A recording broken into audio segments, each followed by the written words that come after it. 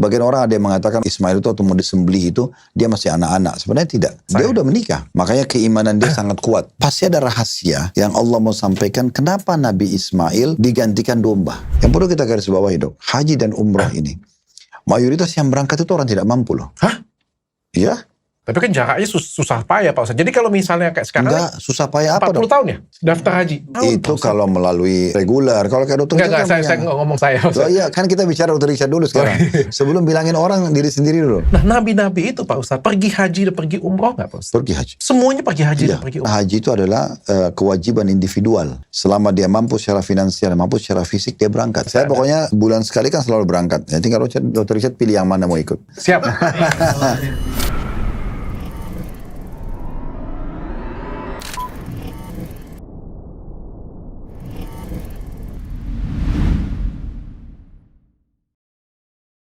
Bismillahirrahmanirrahim. Assalamualaikum warahmatullahi wabarakatuh. Waalaikumsalam warahmatullahi wabarakatuh. Pak Ustadz, tipsnya Pak Ustadz supaya, ini kan sudah mulai kendor nih Pak Ustadz. Biasanya kan awal-awal puasanya semangat banget Pak Ustadz, rajin ke masjid.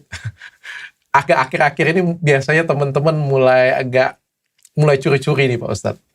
Tipsnya bagaimana Pak Ustadz? Alhamdulillah wassalatu wassalamu rasulillah. Ramadan itu harusnya dijadikan momentum untuk peningkatan skill dok. Jadi kayak orang ikut pelatihan. Orang yang berhasil mendapat pelajaran dari sebuah pelatihan sehingga dia pulang ke perusahaannya dan mendapatkan jabatan yang lebih baik karena dia punya pengalaman baru, dia punya teknik baru dan ide baru dan segala macam, itu orang yang ikut pelatihan sampai akhir. Juga dapat sertifikat yang bisa diakuin tentunya. Nah seperti itu.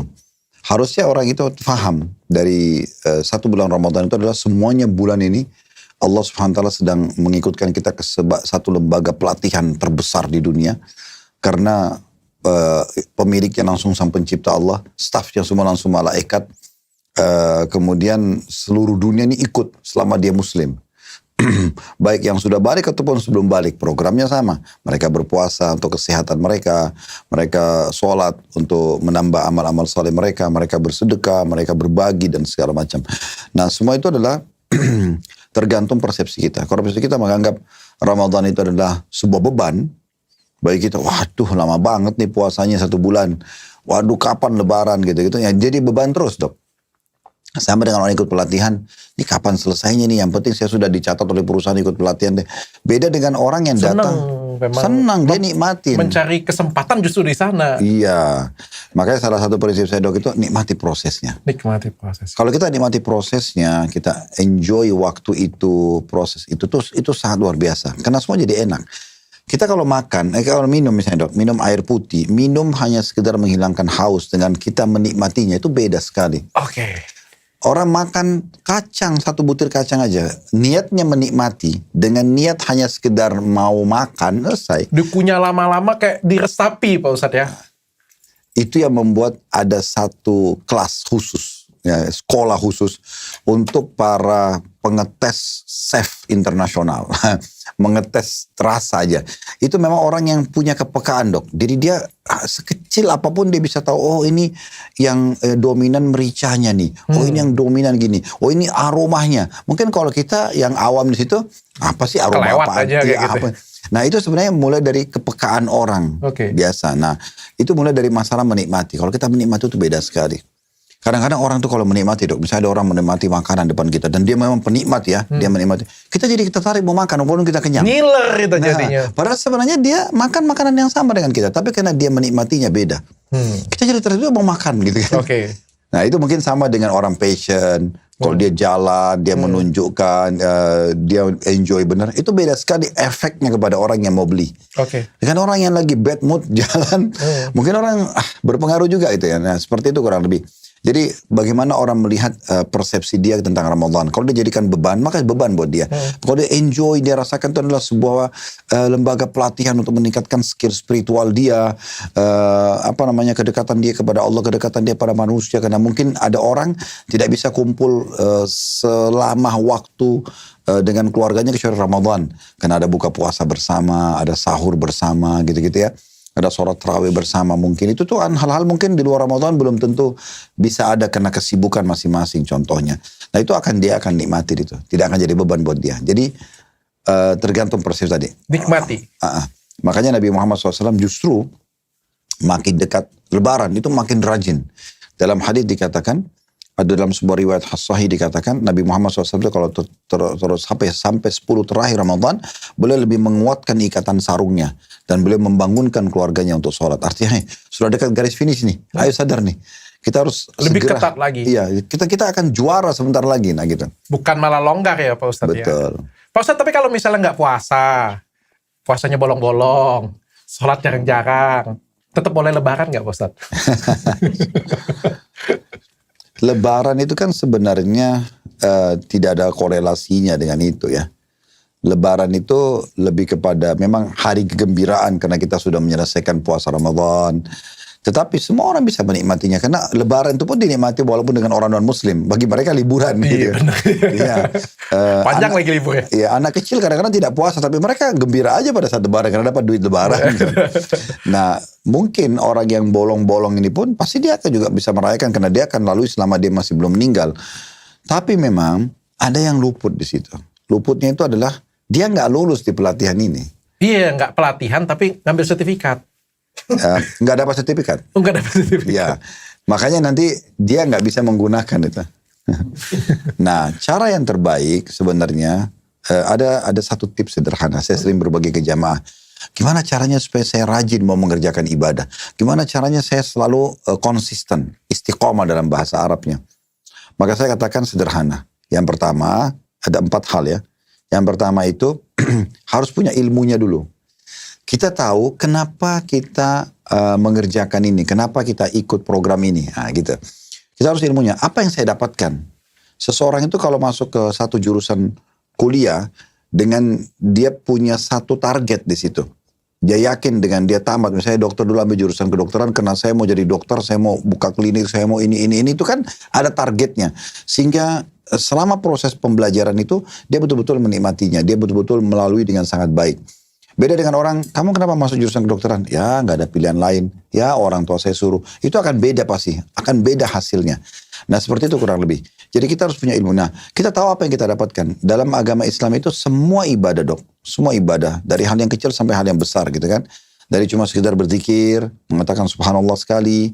Sampai ke sholat. Sampai ke puasa, sampai ke haji, sampai ke jihad. Semua punya keutamaan. Semua punya janji positif. Jadi nggak ada ibadah yang tidak dijanjikan oleh Allah balasan. Nah, cara yang terbaik adalah pelajari itu. Kita baca, oh ternyata saya kalau sholat malam itu dapat ini, saya kalau sedekah dapat ini, saya kalau puasa dapat ini. Jadi kita tahu kita dapat apa. Karena manusia itu punya satu tabiat, mereka kalau dijanjikan mereka semangat. Okay. Nah, kenapa orang mau kerja? Karena dapat gaji. Kenapa orang mau bisnis? Karena dapat untung. Nah gitu kan. Kalau tidak ada itu, orang tidak mungkin mau bekerja, tidak mungkin mau bisnis gitu kan. Selama 10 tahun bisnis tidak perlu pikir untung deh nggak apa-apa. Atau bekerja udah, saya bekerja untuk kamu, saya sama sekali nggak usah terima gaji. Terus mau hidupin keluarga dari mana? Mau hidupin diri dari mana gitu kan. Nah itu poin pertama. Jadi dia harus tahu janji Allah di ibadah itu. Apa yang akan dia dapatkan. Karena tidak ada satupun ibadah kecuali dijanjikan. Akan memotivasi sekali itu dok. Ya, orang pada saat belajar itu. Kemudian dari sisi ilmu juga ini masih poin pertama. Kita ini kan bulan Ramadan, puasa itu sebenarnya bukan beban dok. Selama 11 bulan, dalam 1 tahun kan 12 bulan. Kita keluarkan Ramadan dulu 1 bulan, berarti 11 bulan dong. 11 bulan ini kan kita bebas makan dok. Maksudnya panas, dingin, asam, pedas, segala macam gitu. Nah kalau tubuh kita ini mesin, kan butuh servis. Mungkin udah rusak kali ya. Kadang-kadang bahkan malam di atas ranjang masih makan nasi goreng. Nasi karbo, minyaknya lagi, segala macam. Macam-macam lah, minumnya juga tidak terkontrol. Makanannya bisa kita katakan 80%, 70% tidak sehat. Ini gimana caranya? Harus butuh servis. Servis terbaik itu puasa. Karena dia akan berhenti untuk mengkonsumsi makanan dalam jangka waktu yang panjang. Selain itu ibadah, kalau kita bicara ibadah itu sudah jelas pahala. Tapi dia harus pikirkan ini sebenarnya kesehatan. Puasa itu sama dengan sehat. Jadi bukan beban, dia sebenarnya rugi kalau dia nggak puasa. Karena dalam 11 bulan, apapun yang tertinggal di usus dia, sisa-sisa makanan dan segala macam itu bisa selesai dengan dia puasa Ramadan. 1 bulan saja. Jadi ibaratnya ini mobil 11 bulan dipakai, 1 bulan diservis di bengkel. Keluar ini gasnya tinggal dipencet sedikit, udah kencang mobilnya. Oke. Jadi bukan beban, jadi itu punya ilmu dulu. Makanya punya ilmu itu sangat penting. Kemudian yang kedua, ilmu itu dipraktekin. Dalam arti kata, kita udah tahu nih, oh kalau saya puasa dapat ini. Nah sekarang saatnya praktek lapangan. Dan untuk menguatkan praktek lapangan, kita butuh kegiatan yang ketiga, yaitu komunitas. Coba kumpul dengan orang-orang yang puasa. Karena kalau kita berkumpulnya sama orang yang tidak puasa, kita nggak puasa juga. Iya. Iya. Kalaupun ada yang kita kenal tidak puasa, harus mungkin dari 10, 1 tidak puasa, 9-nya puasa. Saya kayaknya kalau mau puasa saya deket-deket Ustadz Khalid aja kayak. Nggak keenakan sendiri saya pasti makan. Saya ikut puasa pasti. Kayak gitu ya Pak Ustadz ya. Dan jangan lupa dok, ada satu hadis Nabi begini. Sesungguhnya orang yang puasa itu memiliki 2 kegembiraan. Kegembiraan yang pertama pada saat dia buka puasa. Kegembiraan kedua pada saat dia bertemu dengan Tuhannya nanti di hari kiamat. Dengan derajat tinggi di surga. Nah sekarang pertanyaannya, kegembiraan apa yang didapatkan pada saat buka puasa? Hilang hausnya, hilang laparnya, dan diikuti dengan pahala maksimal. Karena dia berhasil sampai garis finish. Jarang ada orang dok, makan habis sampai betul-betul tuntas. Jarang orang minum obat sampai habis semuanya. Jarang orang baca buku sampai habis. Tapi di saat orang berhasil sampai habis, itu satu prestasi. Oke. Makanya kita pada saat azan maghrib itu kita dapat kegembiraan. Dan salah satu doa dok pada saat buka puasa itu zahabaz zaba. Telah hilang rasa haus itu. Wabtalatil uruk. Telah basah semua urat-urat. Allah tahu urat-urat kita memang kering. Wasabatal ajur insyaAllah. Dan akan tercatat pahala insyaAllah. Dan pandangan orang-orang beriman terhadap puasa dan ibadah ini bukan beban. Mereka pandang itu sebuah kedekatan diri kepada Allah. Sebuah kedekatan diri kepada sang pencipta Allah. Mirip kalau kita kerja di perusahaan. Ini saya sering kasih contoh perusahaan, orang mudah paham di masa kita. Karena rata-rata perusahaan Masya Allah pada banyak berkembang di seluruh dunia kan. Kantor-kantor lagi banyak, pegawai ada mungkin mayoritasnya jadi pegawai. Jadi kalau kita kerja di perusahaan, untuk meraih hati dan perhatian owner, itu kan kita harus punya pengorbanan dok. Kita terlihat selalu rapi, kita terlihat selalu eksis di situ, kita terlihat memang selalu berprestasi, kan begitu. Nah seperti itu kan pengorbanan semua. Nah di saat puasa itu seperti itu, kita sedang memperlihatkan yang terbaik kepada Allah. Makanya kata Nabi SAW, telah datang kepada kalian bulan Ramadan, bulan penuh dengan berkah. Perlihatkan yang terbaik dari kalian, diri kalian kepada Tuhan kalian Allah. Nah Allah tahu kita haus, Allah tahu kita lapar, tapi Allah berikan kita kegembiraan pada saat buka puasa. Bagaimana senangnya orang hausnya hilang dengan dia minum air dingin, sirup, teh, es teh atau apa saja. Maka lebih gembira lagi pada saat di akhirat sana. Nah para salafus saleh, orang-orang terdahulu sebelum kita itu mereka membalik persepsi mereka tentang masalah ibadah itu yang tadinya dianggap beban oleh mayoritas orang. Dia jadikan sebagai sebuah pendekatan diri. Kalau di perusahaan tadi pada atasan perusahaan ini kepada ibadah ini kepada Allah SWT. Kepada zat yang maha kaya, maha kuasa, pencipta alam semesta gitu. Abu Darda sahabat Nabi bilang begini. Kalau bukan karena 3 hal, saya tidak berharap hidup sesaat lagi di dunia. Yang pertama beliau sebut adalah menikmati dahaga di saat puasa. Menikmati. Dia anggap itu sebuah pengorbanan yang luar biasa, yang bentuk ketaatan kepada Tuhannya Allah. Dan itu pasti akan ada balasan yang maksimal. Jadi dia bukan menganggap haus itu beban. Dia merasa haus dan lapar itu adalah sebuah pengorbanan. Nah pada saat saya datang di perusahaan lebih cepat, jam 7 mulai masuk, saya sudah datang jam 6.30 sebagai bentuk pengorbanan dan loyalitas terhadap perusahaan. Itu akan ada nilainya. Orang semua pulang jam 5 sore, saya masih tunda 5.15 gak apa-apa. Mungkin owner masih butuh, atau mungkin saya pamit dulu di ruangannya kepada dirut. Saya mau pamit pulang, masih ada yang dibutuhkan gak? Kira-kira terbeli gak hatinya owner? Itu pasti gitu. Kita tidak mengatakan Allah sama dengan makhluk, tapi sebenarnya hampir-hampir sama gitu kan. Tapi Allah ini zat yang maha kaya, dia akan memberikan segala macam hal yang tidak bisa kita raih kecuali dengan pengorbanan. Jadi jangan jadikan beban. Makanya Abu Darda bilang, saya kalau bukan karena 3 hal, saya tidak akan hidup. Ya berharap hidup di dunia sesaat pun. Yang pertama, menahan dahaga itu. Itu yang betul-betul beliau sebutkan masalah puasa. Baru yang lain itu tentang masalah menikmati sholat di malam hari waktu orang tidur. Dan kemudian juga subhanallah, duduk bersama komunitas, ini yang ketiga, duduk bersama komunitas orang-orang yang menyortir perkataan mereka Sebagaimana disortirnya buah-buah bagus dari buah buruk. Maksudnya yang bicara tuh semua yang berkualitas. Sehingga saya kalau pulang habis kumpul tuh yang dapat ilmu, yang dapat prestasi, yang dapat semangat, ide baru dan segala macam. Jadi bukan orang kosong. Nah itu prinsip dasarnya. Jadi nggak perlu jadi beban. Oke, Pak Ustadz. Nah kemudian yang keempat, istiqomah itu dengan doa. Jadi pertama ilmu, yang kedua amalkan, yang ketiga kita bersama dengan komunitas, yang keempat kita harus berdoa supaya Allah buat kita menjadi hamba-hambanya pilihan. Amin. Nah mirip kalau kita kuliah, supaya saya jadi mahasiswa yang paling berprestasi. Kalau saya bisnis, saya menjadi orang yang paling sukses. Nah begitu. Oke. Pak Ustadz, hari ini kita mau bahas tentang Nabi Ismail. Oke, tapi sebelum kita Nabi Ismail, kita thank you dulu untuk sponsor kita, Sarung Mangga. Ini sarung mangga yang saya pakai ini sarung mangga Jaguar spesial dengan spesifikasi tinggi yang dibuat dengan mesin tenun Jaguar untuk menghasilkan sarung dengan kualitas yang memukau. Sarung mangga Jaguar memiliki desain tenun timbul dengan elegan untuk setiap momen spesial. Kalau mau order, kalian silakan langsung ke official store resminya di www.banggabersarung.com. Jadi kita semua bangga bersarung mangga. Dan jangan lupa juga pusatmas.id. Ini jual emas dengan rasa aman. Jadi ntar lagi mau lebaran ya. Jadi kalian punya emas, mau jual, jangan di toko emas, bisa ke pusatmas.id karena dia kasih harganya katanya ownernya ini teman saya nih yang punya ya. Dia bilang dia akan kasih dengan harga yang paling tinggi. Jadi dia punya alat, jadi bisa cek kadar emasnya. Jadi kalau surat nggak ada atau perhiasan patah, kalian bisa cek di sana dan dia akan kasih kalian jual emas dengan rasa aman dan harga tertinggi. Pak Ustadz, saya siap mendengarkan tentang Nabi Ismail. Nabi Ismail ini yang dikorbankan ya Pak Ustadz ya? Betul. Betul. Ibrahim ya ayahnya berarti ya. Jadi Nabi Ibrahim punya 2 orang istri. Istri yang pertama namanya Sarah, yang Allah karunia anak Ishak. Dinobatkan jadi Nabi. Namun sebelum Ishak, Ibrahim alaihissalam memiliki anak dari istri kedua yang bernama Hajar, itulah Ismail. Ini juga dinobatkan menjadi raja. Memang dari awal waktu beliau lahir, Allah subhanahu wa ta'ala sudah mendatangkan ujian di situ, karena harus berpisah dengan ayahnya Ibrahim. Allah perintahkan Nabi Ibrahim alaihissalam untuk membawa istrinya Hajar dan anaknya Ismail jauh dari Palestina ke Mekah.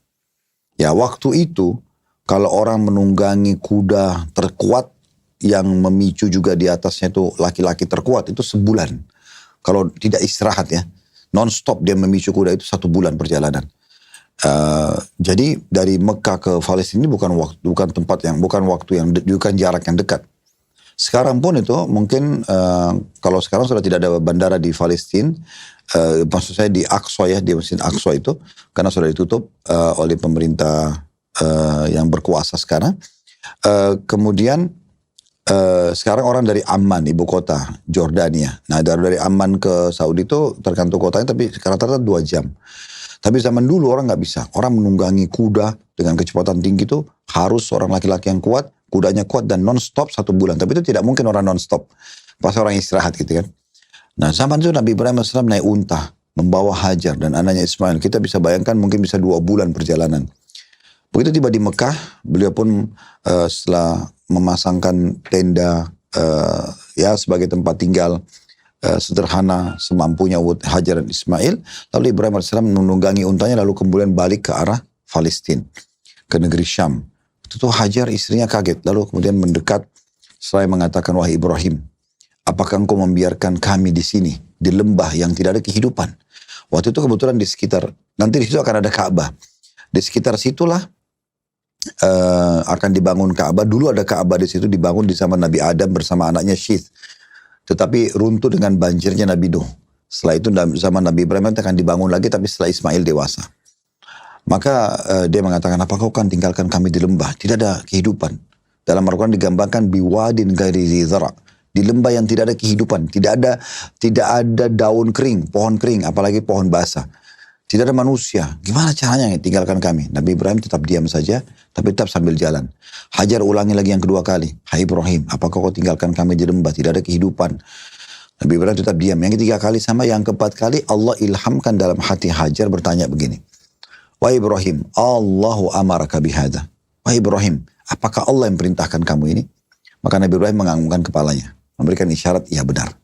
Maka Hajar mengucapkan kata-kata yang mulia, ibunya Ismail, dia mengatakan, idzan la yudayyi'ana. Kalau begitu Allah tidak akan sia-siakan kami. Saya sudah, enggak apa-apa, kalau kamu mau pulang, oke. Selama Allah yang perintahkan.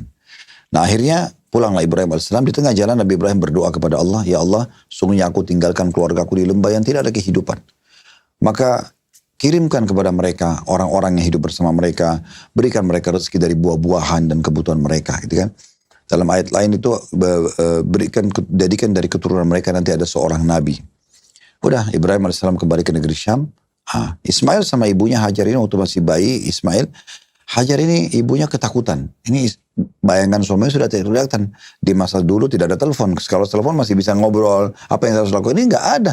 Hanya dia sama bayinya. Nggak ada hidupan di situ. Maka dia melihat ada 2 gunung besar waktu itu yang bisa terjangkau dengan mendaki ke situ. Safa dan Marwah namanya. Nah makanya di musim haji itu ada dan umroh itu ada namanya sa'i, jalan antara Safa dan Marwah. Itu kisah ibunya Ismail, Hajar. Maka beliau naik di Safa dengan tujuan mau lihat di bukit sana namanya Marwah ada air nggak. Nah biasanya kalau di lokasi yang panasnya sudah di atas 45 derajat kalau musim panas kayak di Saudi itu, kita kalau lihat dari kejauhan mungkin jarak 100 meter itu lihat kayak ada genangan air. Itu pantul dari tempat lain, Fata Morgana. Maka dia lihat di bukit Marwah ada air. Dia pun turun dari Safa ke Marwah, ternyata nggak ada air. Dia lihat lagi di Safa ada air. Dia kembali lagi dari Marwah ke Safa. Begitu terus sampai 7 kali. Makanya sekarang itu dijadikan syariat oleh Allah dalam haji dan umrah. Semua orang yang setelah tawaf di Ka'bah mereka sa'i jalan antara Safa dan Marwah. Itu kisahnya dari ibunya Ismail. Oh, oke. Ya. Nah, setelah 7 kali dia bolak-balik nanti tidak ada air, dia pun turun ke tempat Ismail. Ternyata di dekat kaki Nabi Ismail sudah ada air. Nah, Hajar ini dari turunan asli Kipti, orang Mesir. Dia bukan orang Arab. Maka dia karena lihat air tersebut, dia pun langsung membuat bendungan kecil. Seraya mengatakan Zam-Zam. Kurang lebih terjemahnya Zam itu, jangan pergi atau berkumpul lah. Oh. Nah, Nabi Muhammad SAW bilang begini, semoga Allah merahmati ibunya Ismail. Coba dia tidak buat bendungan, maka Zam-Zam akan menjadi lautan yang luas. Tapi karena firasat seorang ibu dia takut air itu hilang, maka dia pun membendungnya. Tapi sampai sekarang Zam-Zam masih bisa dikonsumsi sebagai keberkahan buat keluarga ini. Ibrahim, istrinya Hajar, dan Ismail anaknya alaihissalatu wassalam. Ringkas cerita, Ismail pun akhirnya tinggal sama ibunya di situ. Allah datangkan satu suku namanya Jurhum dari negeri Yaman. Jadi kalau telapak tangan saya ini digambarkan Jazirah Arab dok, di daerah selatannya bagian bawah itu Yaman. Mekah itu ada di sini, tengah-tengah kurang lebih, tapi dekat ke barat, lebih dekat ke Laut Merah Afrika. Di atas ini negeri Syam, Palestina. Waktu itu di Yaman, nama lain dalam Al-Quran adalah negeri Saba. Surah nomor 34 dalam Al-Quran, negeri Saba, negeri Yaman. Itu mereka subur sekali. Allah berikan mereka ilmu, mereka bisa buat bendungan sehingga di timur dan baratnya itu ada banyak menghasilkan buah-buahan, sayur-sayuran segala macam. Nah ada satu generasi di antara mereka tuh kufur kepada Allah, akhirnya hancur bendungan tersebut. Allah ganti pohon-pohon ini semua menjadi cemara dan pohon-pohon bidara yang berduri tapi tidak berbuah. Nah keluarlah suku Jurhum dari Yaman menuju ke negeri Syam. Di tengah jalan mereka kaget melihat di situ ada di lembah Mekah ini ada burung yang berterbangan membuat lingkaran. Itu berarti menandakan di bawah ada air. Maka mereka bilang selama ini kita lewat tidak pernah kita tahu di sini ada air. Mereka utus 2 orang, mereka temukan Hajar dan Ismail lagi ada di situ. Karena mereka punya adab dan tata krama, mereka bukan merebut air itu, tapi mereka mengatakan, wahai ibu, boleh nggak kita tinggal di sini bersama-sama? Nanti apa hasil dari kami, peternakan, perkebunan, kami akan berbagi. Setuju. Dalam 1 hari terjadilah komunitas penduduk Mekah waktu itu. Nah Ismail tumbuh besar dengan suku Jurhum ini. Dia menikah dengan salah satu anak suku Jurhum. Dan akhirnya dia bisa berbahasa Arab. Karena Jurhum ini suku Arab. Keluarlah istilah Arab Musta'aribah. Orang Arab, orang non-Arab yang terarabkan karena pernikahan. Karena bahasa yang digunakan dan seterusnya. Nah Ismail tumbuh besar sampai, tentu ceritanya cukup panjang. Tapi Nabi Ismail AS tumbuh besar sampai beliau menikah. Setelah menikah, Ibrahim AS datang dari negeri Syam. Terus datang ke rumah dia, tapi waktu itu karena belum ada foto, jadi anak mantu Nabi Ibrahim ini, istri Nabi Ismail tidak kenal. Waktu itu Nabi Ismail lagi pergi berburu. Kemudian Ibrahim tanya, kemana suami kamu? Dia bilang, suami saya lagi berburu. Bagaimana kehidupan kalian? Kata istri Nabi Ismail, kehidupan kami susah, segala macam. Penuh isi keluhan gitu kan. Maka kata Ibrahim, nanti kalau suami balik, Ismail, sampaikan ada seorang bernama Ibrahim datang, dan sampaikan agar dia mengganti tiang pintu rumahnya. Udah pulanglah Nabi Ibrahim ke negeri Syam waktu itu karena Allah perintahkan pulang balik untuk berdakwah lagi ke sana. Ismail balik, datang ke rumahnya, tanya istrinya, ada tamu datang nggak? Ada. Siapa? Seseorang bernama Ibrahim. Apa pesannya? Pesannya agar engkau mengganti tiang pintu rumahmu. Maka kata Ismail, itu adalah ayahku Ibrahim dan dia seorang nabi dan dia memerintahkan untuk menceraikanmu. Wah, Iya. kias ya, Iya, kata-kata kiasannya. karena tiang pintu rumah itu diibaratkan wanita kan. Oke. Rumah itu akan terawat, akan terjaga dengan adanya istri yang merawat gitu ya. Maka Ismail pun nikah dengan wanita lain lagi dari suku Jurhum juga. Beberapa waktu setelah itu tidak disebutkan dalam sejarah berapa lama. Ismail pergi berburu lagi, Ibrahim datang lagi yang kedua kalinya, bertemu dengan Hajar, terus datang ke rumah Ismail, ketemu sama istri keduanya. Tapi istri pertama diceraikan atau tidak? Iya. Diceraikan? Iya, bercerai dalam buku sejarah dicerai. Kemudian setelah itu Ibrahim tanya, kemana suamimu lagi berburu? Bagaimana kehidupan kalian? Ternyata wanita yang kedua ini semuanya isinya syukur. Alhamdulillah kami cukup, Alhamdulillah kami begini. Maka Ibrahim mengatakan kalau suamimu pulang Ismail, sampaikan pesan ada seorang yang datang bernama Ibrahim dan sampaikan agar dia mempertahankan tiang pintu rumahnya. Nah waktu itu Allah mengizinkan Nabi Ibrahim tinggal di Mekah. Pulanglah Ismail, setelah pulang datang ke rumahnya lalu dia tanya istrinya, ada yang datang, ada seorang bernama Ibrahim, apa pesannya agar engkau pertahankan pintu rumahmu, tiang pintu rumahmu. Dia bilang, Ismail mengatakan itu adalah ayahku Ibrahim, dia seorang nabi, dan dia perintahkan aku untuk mempertahankan rumah tangga denganmu. Nah pertama kali waktu itu Ismail ketemu sama Ibrahim, setelah dewasa gitu kan. Nah sebagian orang ada yang mengatakan, oh Ismail itu waktu mau disembelih itu, dia masih anak-anak. Sebenarnya tidak, dia udah dewasa. Anak-anak, Ya. sudah dewasa. Dia ya? udah menikah. Oke. Dia menikah. Jadi sudah dewasa. Makanya keimanan dia sangat kuat. Ya, nggak mungkin seorang anak kecil tiba-tiba mau disembelih lalu dia serahkan lehernya gitu kan. Nah intinya Ismail AS akhirnya ketemu sama Ibrahim pertama kali. Mereka setelah melampiaskan rindu. Subhanallah di malam harinya Ibrahim mimpi. Mimpi adalah menyembelih anaknya. Ini ujian yang sangat berat. Dalam Al-Quran digambarkan bagaimana beratnya ujian itu kepada Ibrahim AS. Karena anak baru ketemu setelah sekian tahun. Lalu kemudian harus disembelih. Cuma perlu digarisbawahi, mimpi semua nabi itu wahyu. Beda sama kita, orang biasa. Kalau nabi-nabi itu mimpinya Allah atur. Berarti itu wahyu. Salah satu penerima wahyu dengan mimpi. Maka dia pun dalam Al-Quran digambarkan berkata pada Ismail, wahai Ismail, aku mimpi melihat aku menyembelihmu, bagaimana pendapatmu? Ismail mengatakan, lakukan apa yang kau diperintahkan, wahai ayahku, engkau akan dapatkan aku termasuk orang-orang yang sabar. Jalanlah mereka menuju ke titik yang dilihat dalam mimpi itu. Di tengah jalan di lokasi namanya Mina. Sekarang jemaah haji itu memang ada yang mabit atau nginap di Mina. Nah itu salah satu disyaratkannya karena ini. Maka Nabi Ibrahim jalan menuju ke titik itu sama Nabi Ismail. Di tengah jalan iblis ganggu mereka. Jadi supaya digoda agar jangan Ibrahim menjalankan mimpinya. Kesian anak kamu, untuk apa kamu sembelih dan segala macam godaan. Tapi Nabi Ibrahim melempar dia dengan batu kecil. 7 batu, setannya pergi. Jalan lagi, datang lagi setannya. Dilempar lagi 7 batu. Pindah lagi ke titik ketiga, dilempar lagi dengan batu. Sampai 3 kali akhirnya setannya hilang. Ini biasa kalau Dr. Richard pernah dengar di musim haji itu ada namanya melontar setan gitu ya. Okay. Kecil, sedang, besar. Ya, masing-masing kita lempar batu. Sampai tiba di titik, Ismail sudah pasrah, Ibrahim sudah pasrah.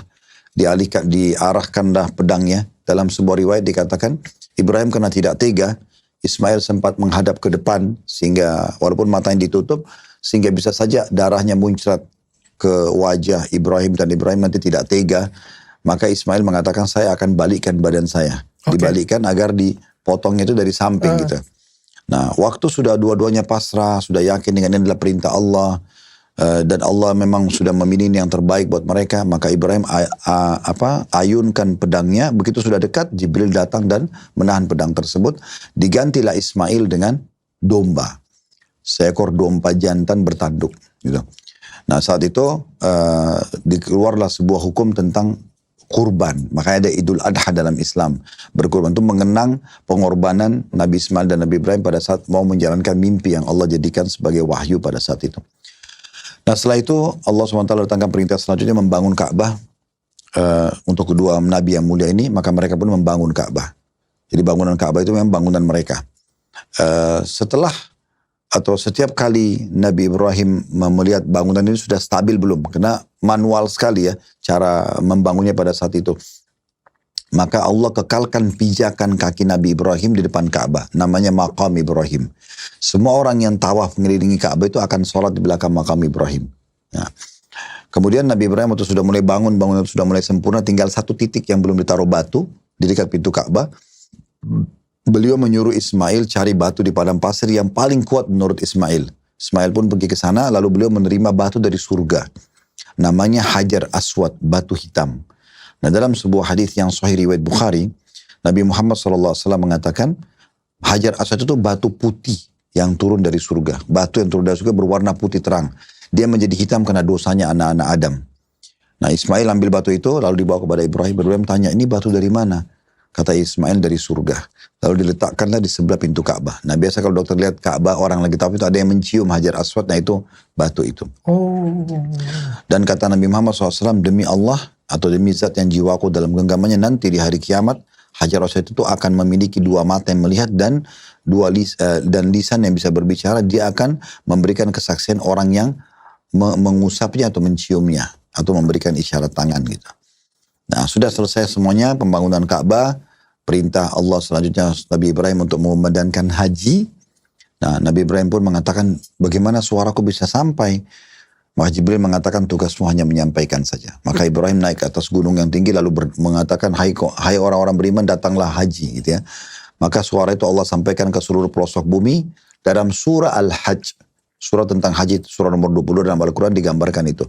Bagaimana orang-orang yang beriman datang menunggangi unta-unta yang kurus karena jauhnya jaraknya. Syaratkanlah haji sampai akhirnya Ismail dan Ibrahim meninggal dunia. Dan estafet kenabiannya dilanjutkan di kota Mekah oleh Nabi Muhammad SAW pada saat beliau lahir.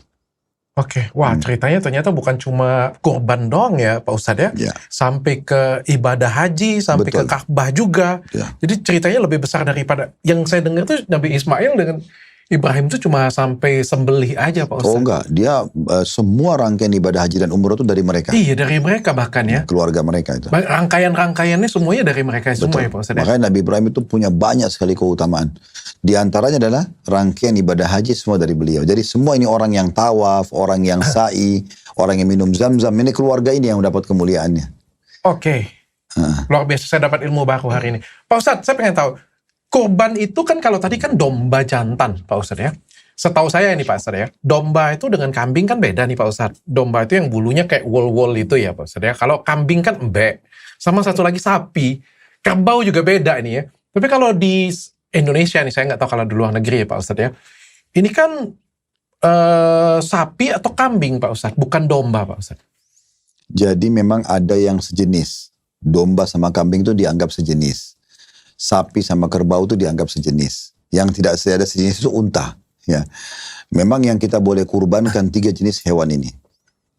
Jadi unta, sapi, atau kambing atau domba gitu kan. Nah tapi diambil domba itu dianggap satu. Waktu Nabi Ismail AS disembeli, tidak jadi disembeli itu diganti oleh domba. Jadi ada pendapat sebagian ulama mengatakan berarti kalau mau berkurban lebih afdol dengan domba. Gitu ya. Ada juga yang mengatakan tidak. Lebih afdol itu adalah yang lebih besar karena dagingnya lebih banyak. Ya, tapi saya termasuk berpegang pada pendapat domba lebih afdol. Nah salah satu sebab kami buka restoran dok ya. Ini bukan karena promosi restoran bukan. Tapi yang memotivasi saya, kenapa saya mau buka restoran dan jualnya kambing? Karena saya termotivasi. Saya menganggap pasti ada rahasia yang Allah mau sampaikan. Kenapa Nabi Ismail digantikan domba? Kenapa bukan gajah? Kenapa yang besar gitu kan? Kenapa harus domba? Berarti ada satu pesan di sini. Dan juga Nabi Muhammad SAW dikatakan tuh menyembeli di saat haji di Idul Adha itu 2 ekor domba jantan bertanduk. Bahkan disebutkan ciri-cirinya berwarna putih, hanya di daerah lingkaran mata, bulu warna hitam dan keempat kakinya. Itu domba yang paling afdal untuk disembelih. Karena Nabi SAW sembelih seperti itu. Berarti menandakan ada satu rahasia di sini. Pesannya apa yang kita harus tahu. Nah, dan juga dalam Islam dok, Idul Adha itu selain kita berkurban menyembelih hewan, kita juga disunnahkan memakan hewan itu. Hasil sembelihan kita. Jadi misalnya dokter sembelih sapi, unta ataupun domba atau kambing, salah satu sunnah Nabi supaya pahalanya lebih besar, dokter bagi dan dokter makan sebagiannya. Oh kita makan sebagian, bukan harus dibagikan ke orang nggak mampu aja? Bukan semuanya. Oh, jadi ada sebagian yang kita ambil. Karena Nabi Muhammad SAW makan dari sebagian itu. Oh biar sama mungkin Pak Ustadz ya? Biar sama mungkin ya? Sebenarnya bukan masalah sama. Memang begitu perintah Allah. Jadi daging itu kita makan. Makanya dikenal Idul Adha itu adalah hari makan. Dengan 3 hari sesudahnya dikenal dengan hari tasyrik. Idul Adha itu kan tanggal 10 Zulhijjah. Nah 11, 12, 13 dikenal dengan hari tasyrik. Ini hari makan. Kalau dokter pernah dengar dalam Islam kan ada puasa ya. Nah, ada hari-hari ini tidak boleh puasa justru. Idul Adha nggak boleh puasa. Dengan 3 hari sesudahnya nggak boleh puasa. Karena ini hari makan. Hari menikmati sembelihan. Dan di 4 hari ini seorang muslim masih boleh berkurban. Misalnya dokter kurban Idul Adha. Besok misalnya masih ada uang. Saya mau kurban lagi Kalau kemarin saya domba, sekarang saya mau sapi. Hari ke selanjutnya kayaknya ada kenalan saya ini. Ada Ustaz Khalid lagi di haji nih. Saya mau titip unta deh. Misal contoh. Nah semua itu boleh-boleh saya selama 4 hari ini. Gitu. Selama 4 hari itu ya Pak Ustaz. Tapi kalau misalnya ini pikiran saya Pak Ustaz ya, kalau Nabi saja mengorbankan domba, kenapa kita bahkan berlomba-lomba, bahkan berpamer-pamer mengorbankan sapi, bahkan sapinya sampai yang limusin gitu Pak Ustaz. Enggak, itu kan mungkin ya kalau saya melihat lebih kepada kebutuhan masyarakat setempat. Karena masyarakat kita ini memang kalau dikasih pilihan antara kambing sama sapi, mereka pilih daging sapi kan? Ya karena banyak. Sebenarnya bukan masalah banyaknya. Kan kalau banyak itu tergantung orang ternak saja kan. Australia aja banyak sekali dombanya kan gitu. Padahal mungkin mereka kebanyakan non muslim. Tetapi permasalahannya bukan itu. Memang karena mungkin kebiasaan masyarakat aja. Kami punya yayasan biasa membagi daging kurban. Kalau kita bagikan semacam kupon untuk dibagi, itu biasanya orang-orang kita yang tidak mampu tanya, kalau dikasihkan kupon daging kambing, ada nggak daging sapi? Memang mereka lebih cenderung daging sapi. Nah mungkin lebih ke situ, kecenderungan daging sapinya. Mudah-mudahan saya sih tidak berpikir itu pamer gitu ya. Karena masalah memang berkurban untuk Allah ini makin besar, makin mahal, itu juga tentunya punya nilai sendiri di sisi Allah SWT gitu kan. Jadi kita nggak bisa salahkan orang kurban dengan sapi Lumushen misalnya, karena itu lebih besar, mungkin lebih banyak lagi yang bisa dibagi misalnya. Oke, tapi kurban itu hanya bisa di Idul Adha aja Pak Ustadz? Kalau Idul Adha itu merupakan ibadah khususnya. Tapi boleh nggak orang menyembelih hewan di hari lain? Boleh. Sebagian salaf itu atau orang-orang soleh sebelum kita berkata begini, saya menyiapkan makanan kesukaan 10 orang sahabat saya, lebih saya sukai, misalnya saya sembelihkan hewan, saya kasih makanan kesukaan mereka, lebih saya sukai daripada saya sholat malam semalam suntuk misalnya. Karena memberi makan orang itu bagian daripada ibadah juga, jadi kita boleh sembelihkan. Kisah Nabi Ibrahim, ayahnya Nabi Ismail AS itu terkenal juga sebagai bapaknya para penjamu tamu. Nabi Ibrahim itu dalam kisah Al-Quran diceritakan waktu datang malaikat untuk menyampaikan berita gembira kalau Sarah akan hamil istri pertamanya dan melahirkan Ishak di umur yang tua. Waktu itu umur Sarah sudah 90 tahun. Sekaligus menyampaikan berita akan dihukumnya kaum Lut yang homoseksual. Gitu kan. Maka pada saat itu Ibrahim AS waktu melihat ada malaikat tapi dalam wujud manusia, salam. Langsung dijawab salamnya lalu langsung ke belakang rumah lalu menyembelih anak sapi. Dan dihidangkan kepada malaikat-malaikat tersebut. Tanpa dia tahu itu siapa. Berarti memang menyembelih itu boleh kapan saja gitu kan. Apalagi untuk memuliakan orang. Kita pun sebenarnya kalau makan daging kan hasil sembelihan juga. Kan gitu. Jadi bisa saja kita sembelih langsung, bisa juga kita beli hewan yang sudah dipotong gitu kan. Yang penting mengikuti cara-cara syariat. Oke. Pak Ustadz, kalau misalnya duit kita nggak sebanyak itu tapi tetap pengen berkurban Pak Ustadz, boleh nggak ayam aja Pak Ustadz? Nggak bisa. Memang dia, kalau di Idul Adha ya, itu cuma 3 jenis hewan itu. Kalau dia belum mampu ya sudah dia tidak dihitung berkurban. Tetapi memang pembagiannya dalam beberapa riwayat disebutkan. Kalau domba itu bisa seseorang sama satu keluarganya. Misalnya saya sembelih 1 domba untuk anak dan istri saya ikut di situ. 1 ekor. Sapi itu bisa sampai, sapi dan unta bisa sampai 7 orang. Keluarga? Ya, keluarga atau orang lain. Makanya tempat-tempat pengumpulan dana kurban atau hewan kurban kayak di masjid-masjid, kalau Idul Adha itu, misalnya dokter Richard datang ke masjid dekat rumah lalu bilang, saya mau berkurban sapi, tapi saya mau partner sama yang lainnya. Maka mereka bilang, oh ini ada sapi ini sudah 6 orang, dokter bisa masuk yang ke-7. Nah, bisa sampai 7. Tapi tetap lebih afdol kalau dokter Richard sendiri. Karena kan tidak dibagi pahalanya, kita 1 ekor itu sendirian. Oke, Pak Ustadz. Pak Ustadz, saya sebenarnya pengen tanya tentang kurban, tapi agak sensitif, boleh nggak Pak Ustadz? Katanya Pak Ustadz. Katanya justru pas ini katanya kata siapa ini? Kata gosip-gosip sih Pak Ustadz.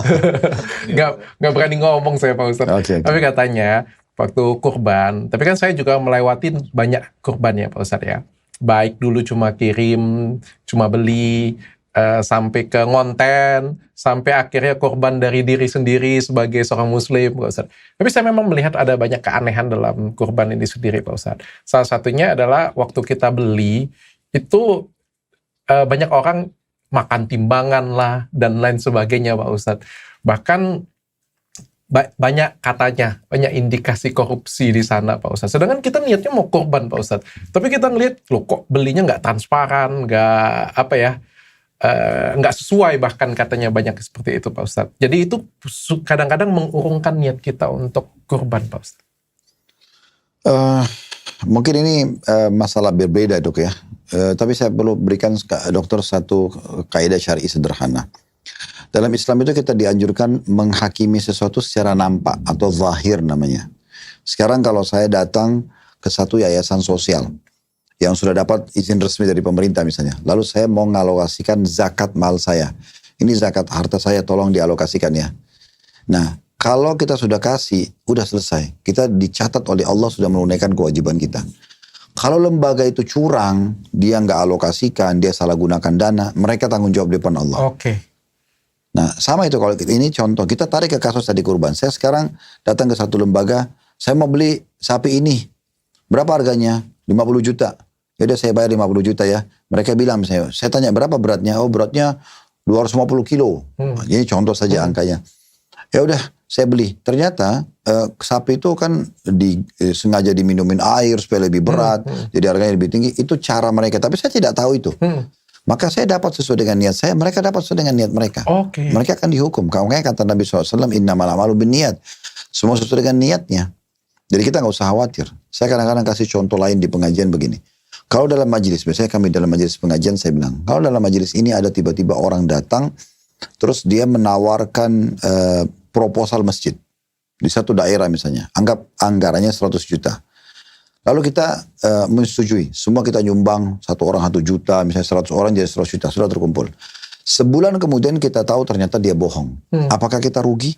Jawabannya tidak. Oke. Karena dibalas sesuai dengan niat. Kita niat bangun masjid, kita dapat pahala. Dia niat menipu, dia akan dihukum. Ini urusannya langsung sama Allah, sang pencipta. Jadi nggak bisa main-main soal gitu. Oke. Pak Ustadz, korban ini kan berarti mengorbankan, kan kalau tadi kan dicontohkan kan oleh Nabi Ibrahim kan mengorbankan bahkan orang yang sangat dicintai. Enggak masuk akal Pak Ustadz, korbanin anaknya sendiri. Tapi itu dilakukan oleh Nabi sendiri Pak Ustadz. Apakah kalau misalnya kita itu berkorban itu memang harus sesuatu hal yang memang kita cintai sangat Pak Ustadz?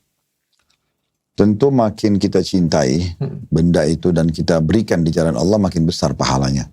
Tapi sebelumnya gini dulu dong. Kasus Nabi Ibrahim dan Nabi Ismail pada saat Nabi Ibrahim mau mengorbankan anaknya. Ini bukan yang kita sedang contohin anak kita korbankan. Tetapi waktu itu awal disyariatkan, mau disyariatkannya kurban. Makanya yang kita ambil endingnya. Apa itu endingnya? Pesannya ya? Ya pesannya adalah ternyata Nabi Ismail diganti oleh Allah dengan domba. Nah udah, yang jadi syariat adalah dombanya. Jadi bukan lagi penyembelihan anak. Itu penting diluruskan. Karena nanti ada orang bilang, oh kalau gitu saya sembeli anak saya saja gitu kan. Saya korbankan istri saya, padahal mau nikah lagi. Nah ini masalah lain ini. Mudah-mudahan dokter Richard tidak begitu ya. Ampun. Oke, jadi itu sebagai contoh aja. Sebagai contoh. Jadi memang kita harus paham dulu kalau yang kasus Nabi Ibrahim dan Nabi Ismail itu karena awal perintah Allah itu dalam mimpi untuk menguji keimanan mereka berdua gitu. Nah kita pindah ke tadi masalah apakah harus kita korbankan apa yang kita cintai ya? Jawabannya iya. Misal contoh ada ayat Al-Quran ya dalam surah Al-Baqarah itu berbunyi lan tanalu birra hatta tunfiqu mimma tuhibbun. Artinya kalian tidak akan pernah mendapatkan balasan pahala maksimal sampai kalian mengorbankan apa yang kalian cintai. Nah saya kasih contoh gini. Ada satu orang soleh dulu, seorang tabi'in, generasi setelah sahabat Nabi. Yang hidup semasa dengan Nabi dan beriman pada Nabi, melihat Nabi itu namanya sahabat kan. Setelah Nabi meninggal, yang belajar dari para sahabat Nabi namanya tabi'in, generasi ini. Ada namanya Rabi' ibn Hutsaim rahimahullah. Beliau pernah istrinya buatin makanan dok. Makanan ini mewah banget. Namanya halwa itu. Jadi adonannya bahan-bahannya macam-macam mahal dan buatnya lama. Waktu itu masih manual gitu ya. Maka dia sang istri hidangkan pada Rabi, suaminya yang orang soleh ini. Kebetulan waktu itu ada 2 orang murid Rabi yang datang bertamu. Jadi makanan itu akan dihidangkan di situ. Udah dipotong-potong kuenya itu dengan rapi gitu. Tiba-tiba ada yang ketuk pintu. Nah, Rabi ini menunjuk anak laki-lakinya yang membawa makanan itu, suruh buka pintu itu. Buka pintu itu. Dibuka lah, ternyata depan pintu itu orang gila, Dok. Jadi bukan pengemis biasa, tapi orang gila. Memberikan isyarat minta makan. Rabi ibn Husaim tunjuk anaknya, suruh ambil halwa ini, makanan mewah ini, kasih ke orang gila itu. Anaknya kena patuh, diambillah makanan tersebut, dibawa ke orang gila. Orang gila ini tidak tahu nilainya makanan, dia lihat makanan, diambil, dimakan semuanya. Dia bukan ambil satu potong misalnya. Ya, setelah makan, Dok, dalam riwayat ini bahkan disebutkan, maaf ya, saking lahapnya dia makan sampai air liurnya jatuh-jatuh. Dia makan. Setelah habis, dibuanglah piring tersebut, pergi nggak terima kasih. Nah, orang gila. Anak Rabi ibn Husaim ini masuk ke dalam rumah, tutup pintu, lalu datang ke ayah mengatakan, wahai ayah, semoga Allah merahmati Anda. Tadi itu kan dia minta-minta orang gila. Dia tidak tahu nilainya makanan ini. Kalau tadi Anda suruh saya masuk ke dapur ambil makanan apa saja, pasti dia akan makan. Kenapa harus dikasih makanan halwa yang ibu saya buat dengan tangan dia, biayanya mahal, buatnya susah untuk Anda? Dia tidak, orang ini tidak tahu nilainya. Ini ada nilainya pengorbanan ibu saya. Maka Rabi memberikan pelajaran penting. Dia mengatakan pada anaknya dan muridnya di situ, kalau orang gila itu tidak tahu nilainya, Allah tahu nilainya. Oh. Karena sekarang kita dalam Islam itu diajarkan sedekah itu kita tidak perlu lihat siapa penerimanya. Tapi esensinya, tujuan utamanya adalah Allah. Sedekahnya. Enggak, kita menjalankan perintah Allahnya, betul ya. Jadi kita kalau selalu mau lihat, Dok, siapa yang terima, kita akan pilih-pilih. Ya kok orang ini lagi? Bukan itu. Orang yang sama atau orang yang berbeda tidak penting. Yang penting kita dapat pahala sedekahnya. Dan bisa saja itu adalah amal terakhir kita. Mungkin setelah itu kita meninggal. Makanya nggak boleh kita sia-siakan. Nah, seperti itu. Oke, Masya Allah, luar biasa Pak Ustadz. Pak Ustadz, saya penasaran pengen tanya kayak gini Pak Ustadz. Ini kan zaman Nabi Ismail dengan Ibrahim ini dengan Nabi Muhammad sejauh mana ya Pak Ustadz ya, rentang waktunya? Jauh. Karena semua nabi-nabi Bani Israel itu dilewatin dulu semua. Berarti setelah Nabi Ismail, kan Ismail sama-sama Ishak. Iya. Nah, setelah Ishak kan ada Yakub, ada Yusuf, dan ada banyak nabi-nabi tuh. Iya. Ada Zakaria, ada Yahya, ada Ilyas. Termasuk Nabi Isa habis itu, baru habis itu Nabi terakhir adalah semua, Nabi ada Daud, Muhammad. ada Sulaiman. Semua itu banyak. Ada banyak sekali nabi-nabi. Jumlahnya saya lupa, tapi antara 10 sampai 11 lebih nabi itu, mungkin lebih dari itu semuanya baru Nabi Muhammad SAW. Setelah Nabi Ismail Pak Ustadz. Nah, nabi-nabi itu Pak Ustadz, pergi haji dan pergi umroh nggak Pak Ustadz? Pergi haji. Semuanya pergi haji dan pergi umroh? Karena itu syarat Nabi Ibrahim kan. Kakek mereka. Semua pergi haji. Termasuk Nabi Muhammad juga pergi haji Pak? Iya. Oke. Saya jadi agak nyesel kemarin diajak Pak Ustadz. Masih ada waktu. Tapi kalau sekarang daftarnya kayaknya lama ya Pak Ustadz ya. Nggak, ada haji furu ada, Dok, lebih cepat. Dari daftar sekarang bisa berangkat sekarang. Tapi katanya Pak Ustadz, ini kan saya dengar dari Ustadz Felix Xiao juga Pak Ustadz pernah ngajarin saya. Bahkan beliau sendiri juga belum haji Pak Ustadz. Jadi saya kayak, kalau saya haji saya ngelompatin banyak orang. Guru saya aja belum haji. Enggak. Jangan berpikir begitu, Dok. Karena peluang untuk mengerjakan satu perintah agama jangan dihubungkan sama orang lain. Orang lain belum tentu punya kesempatan, mungkin kita punya kesempatan. Karena haji itu adalah kewajiban individual, gitu kan. Selama dia mampu secara finansial, mampu secara fisik, dia berangkat. Ya. Kalau masalah nanti belajar, semua orang yang berangkat haji, orang yang pun lah dalam keadaan Islam, itu ada namanya manasik. Nanti sebelum haji, kita akan bertemu dan kita akan jelasin semuanya, tata caranya, keutamanya dulu, kemudian tata caranya, semua mekanisme. Dan di lapangan pun masih dipandu, Dok. Oke. Itu wajib ya Pak Ustadz ya? Wajib, itu sekali seumur hidup. Sekali seumur hidup. Oh, nanti walaupun sudah pinter, mohon maaf ya Ustadz, pinter sholat, pinter ngaji, itu pasti tetap dibimbing di situ Pak Ustadz? Iya, tetap. Kita akan dipandu kan seperti enggak direbe, wah Dr. Richard sholat aja kagak beres nih, masih belum. Oh enggak, saya pernah punya jemaah, itu mantan artis Hollywood, tapi udah tua beliau, udah 80-70 tahun lebih, hampir 80 tahun. Jadi beliau tuh waktu mudanya itu terkenal sekali, ya, tidak usah disebut namanya dan segala. Tapi rupanya dia di akhir-akhir hidupnya, waktu ini cerita mungkin 3 tahun, 2 tahun, 3 tahun. Saya pernah umroh akhir Ramadan, beliau menikah sama orang kita, masuk Islam jadi mu'alaf. Dan itu dia ikut sama saya umroh plus Aqsa. Belum pernah sholat. Belum pernah sholat? Belum pernah, dia belum bisa sholat. Oh, boleh ya? Jadi pada saat itu, istrinya pun membahasakan kepada saya, Ustadz ini suami saya begini. Diceritakanlah tentang biografi beliau, kemudian background beliau dan segala macam. Habis itu dia ini sekarang mau berangkat, mau belajar Islam. Tolong Ustadz pandu. Oke, saya panggil ke kamar saya. Lalu saya pandu sholat di situ. Itu pertama kali beliau belajar sholat. Dan pertama kali kita langsung sholat di Aqsa. Alhamdulillah setelah itu dia ke Madinah sholat, ke Mekah, sampai lebaran kami di Mekah. Setelah pulang, Masya Allah, setelah itu mungkin setahun sesudah saya ketemu lagi, beliau sudah pindah ke Vietnam. Dan menurut berita dari istrinya pada saat ketemu dengan kami, karena istrinya pun sudah tua, sudah sepuh juga, dekat-dekat dengan umur beliau, mengatakan Alhamdulillah setelah pulang waktu itu Bapak sudah mulai lebih istiqomah, lebih konsisten lah dengan ibadah-ibadahnya. Jadi sebenarnya dok, di lapangan itu saya pun pada saat berangkat itu kita pandu.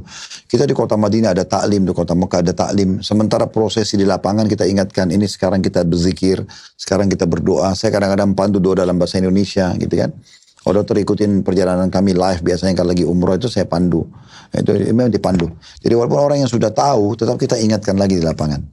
Gitu. Pak Ustadz, tapi kan itu kalau umroh Pak Ustadz. Kalau haji Pak Ustadz, kan rasanya kalau misalnya nih Pak Ustadz ya, saya nih dapat kesempatan nih Pak Ustadz. Saya ngerasakan saya nggak, masih jauh dari kata-kata layak Pak Ustadz. Banyak orang yang lebih beriman daripada saya, masih banyak guru-guru saya, masih banyak yang sudah nunggu antrian lama, banyak orang yang lebih lebih rajin daripada saya juga Pak Ustadz. Jangan itu tolak ukur dok, jangan itu, karena dia kan ibadah itu kan sifatnya individual. Jadi dokter harus justru bukan melihat karena teman saya ini lebih dulu masuk Islam, guru saya lebih pintar, tapi dia belum pernah sedekah 100 juta. Cuma saya ini kok sedekah saya mampu sebenarnya. Udah deh saya nggak usah sedekah dulu. Jadi kita jadi tolak ukur dia. Jadi akhirnya nunggu-nungguan ya. Bukan cuma itu, keterbatasan pahala kita nanti tergantung dia. Oke. Karena sayang banget. Sementara kita sebenarnya punya kemampuan mungkin 200 juta kita sedekah buat masjid, buat kamar mandi masjid, buat ini dan itu misalnya contoh. Nah itu kan untuk apa kita jadi patok itu? Jadi jangan jadi patokan itu. Nggak ada hubungannya. Justru makin cepat Dr. Richard bisa menyempurnakan rukun Islam makin bagus. Apalagi rukun Islam haji ini. Jadi gini, saya biasa jelaskan gini dok di pengajian. Rukun Islam kan ada 5. Syahadat yang dulu dokter itu masuk Islam. Sholat 5 waktu yang kita pelajari sama-sama kan. Jadi absensi kepada Allah 1 hari 5 kali. Kemudian zakat, keluarkan harta setahun sekali bagi yang mampu. Kemudian puasa Ramadan setahun sekali juga sebulan. Dan haji itu bagi yang mampu sekali seumur hidup. Nah di sini dok, khusus, jadi ini kita bagi 3 lagi, 5 rukun. Ada yang tampaknya itu dianggap orang itu bukan muslim. Syahadat dan sholat. Kalau ada orang sholat tinggalkan bangkang, nggak ada sholat itu. Ini bisa kufur lagi, nggak boleh. Kalau dia masih malas-malesan, dia masih coba belajar, ini dalam proses beda. Tapi kalau orang membangkang, nggak ada sholat itu maka bisa kufur. 2 ini. Ada rukun Islam yang boleh diganti dengan hari lain kalau dia tidak mampu. Atau ada halangan, seperti misalnya puasa Ramadan. Dokter misalnya lagi safar nih. Lagi safar terus, aduh saya kayaknya nggak bisa puasa nih karena panas banget. Batalin dulu, tapi safar ya. Lagi keluar kota, maka kita ganti nanti setelah lebaran boleh. Atau wanita haid ya berhalangan, itu bisa diganti nanti di hari lain. Kemudian ada 2, yang ketiga nih rukun Islam 2, khusus bagi yang mampu dok, zakat sama haji. Saya melihat ini adalah tanda kutip tantangan dari Allah SWT. Mau nggak seseorang itu mengatakan dirinya atau memohon kepada Allah, mudah-mudahan saya bisa menjadi muzaki, orang yang keluarin zakat, supaya saya bisa dapat pahala ini sebelum saya meninggal dunia. Mau nggak orang ini mengatakan, saya mau haji ya Allah, mudahkan, supaya menyempurnakan rukun Islamnya, walaupun dia tidak mampu. Yang perlu kita garis bawahi dok, haji dan umrah ini, mayoritas yang berangkat itu orang tidak mampu loh. Hah? Iya. Mana lebih banyak? Orang berangkat pakai travel ONH Plus, yang bayar mahal, dengan orang yang pakai reguler pemerintah. Pasti reguler pemerintah dong. Biaya lebih murah. Kadang-kadang mereka nabung. Nyicil bertahun-tahun. Iya. Orang yang berangkat itu maksudnya tidak mampu sebenarnya. Umrah pun sama. Tapi mereka berusaha, pengen. Itu. Jadi Allah melihat sebenarnya pelaksanaan haji umrah saya juga itu bukan karena kemampuan finansial dong. Tapi karena orang itu punya tekad gak? Allah mudahin nanti. Finansial itu membantu. Berapa banyak orang karena niatnya selalu berdoa sama Allah. Saya berdapat temukan jemaah begitu.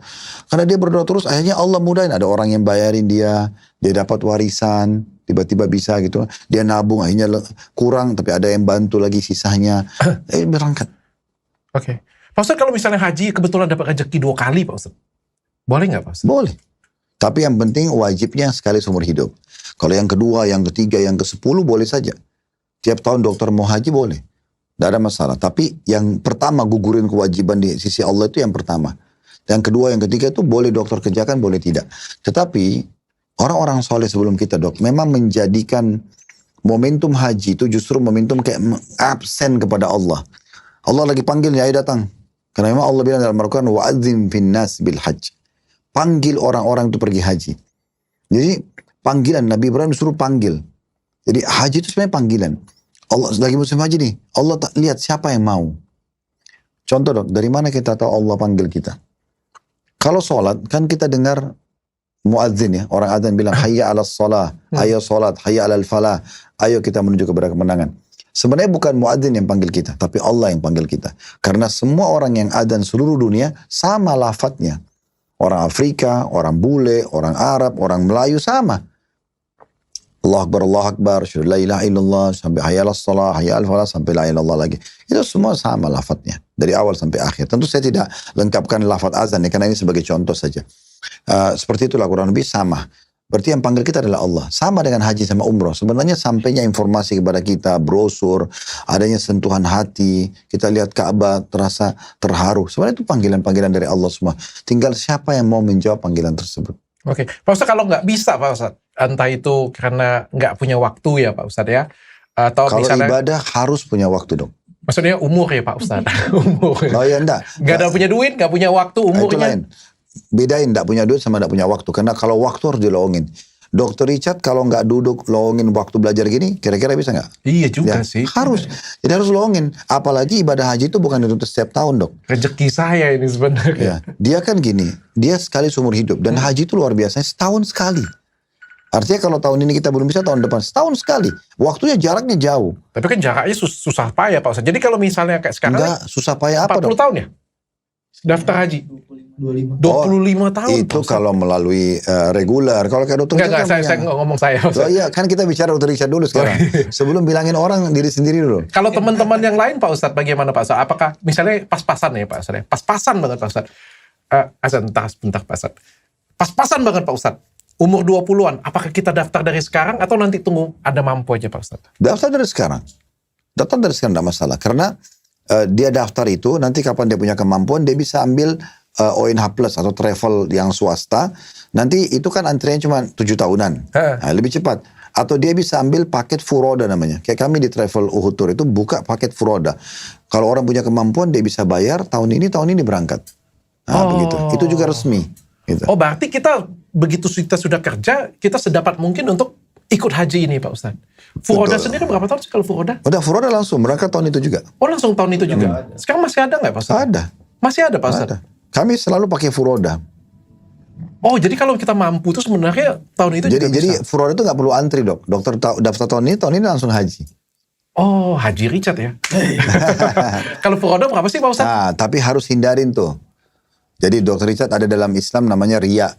Oh. Jadi nggak boleh pelajaran nggak nih. boleh berbangga mengatakan oh saya sudah haji jadi saya pakai nama saya Haji Richard. Nggak usah. Banyak Pak Ustadz. Lah, iya. Pak Ustadz haji kan Sebentar. sudah pasti kan nganterin terus kan? Iya, tapi kan begini, bukan berarti kita mengatakan orang mengatakan namanya haji sudah pasti riya, tapi kecenderungan riyanya besar sekali. Kan gini, haji itu kan ibadah kan? Oke, umrah juga ibadah, sedekah juga ibadah, sholat juga ibadah. Apakah sholat juga kita sebutkan musolli Richard, misalnya? Contoh ya orang yang sholat, enggak. Ya, sama haji gak usah.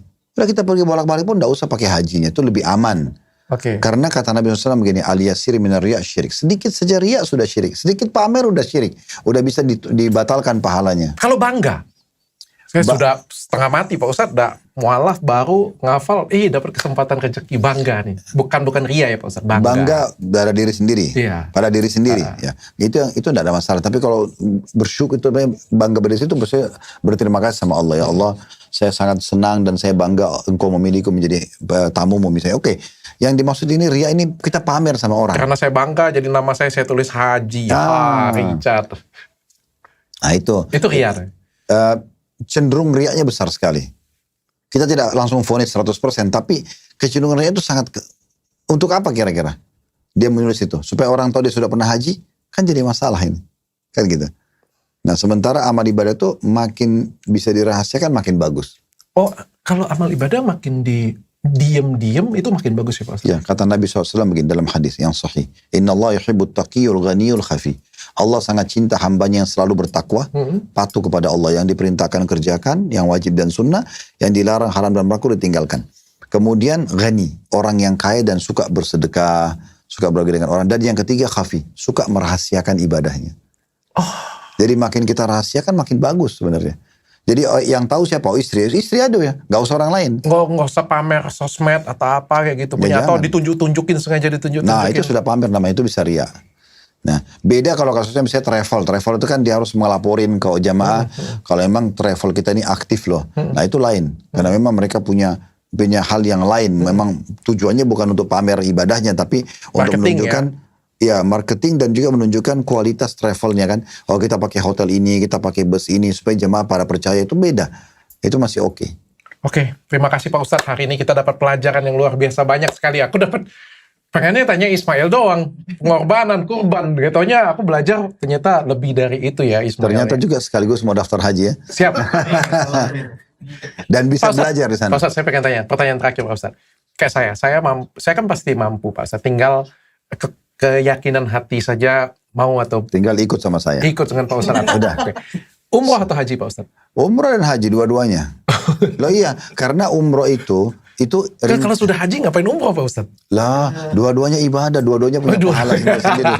Iya, dan gini dok, umroh itu kita bisa selesaikan dalam 3-4 jam umroh itu. Karena rangkaiannya cuma niat, pakai baju ihram, kemudian tawaf dan sa'i, semua cukur rambut. Tapi kalau haji itu dia 6 hari. Dari tanggal 8 sampai tanggal 13. Jadi memang agak beda waktunya. Jadi orang kalau umroh, jadi dokter tuh kayak, oh ini Ka'bah ya, oh begini tuh tawaf, begini tuh sa'i. Nah kadang-kadang kita jalan city tour di Mekah, kita liatin, ini kalau musim haji di sini loh orang di Arafah itu, di sini Mina, di sini Jumroh, yang kita jelasin. Dan nanti kalau haji dia nggak kaget. Oke. Saya jadi kepengen. Saya pokoknya sebulan sekali kan selalu berangkat. Nanti kalau Dr. Richard pilih yang mana mau ikut. Siap Pak Ustadz. Makasih Pak Ustadz. Sebelum kita tutup Pak Ustadz, ada yang mau closing statement Pak Ustadz tentang Nabi Ismail? Sudah cukup Pak Ustadz. Oke. Terima kasih Pak Ustadz atas semua tausiahnya Pak Ustadz hari ini. Mudah-mudahan bermanfaat untuk kita sama-sama. Rajin puasa, rajin sholat, rajin ibadah. Mudah-mudahan lebaran nanti kita merayakan kemenangan bersama-sama. Sebelum kita tutup podcast hari ini, kita tutup dengan kafaratul majelis. Subhanakallahumma wa bihamdika asyhadu alla ilaha illa anta astaghfiruka wa atubu ilaik. Assalamualaikum warahmatullahi wabarakatuh. Waalaikumsalam warahmatullahi wabarakatuh.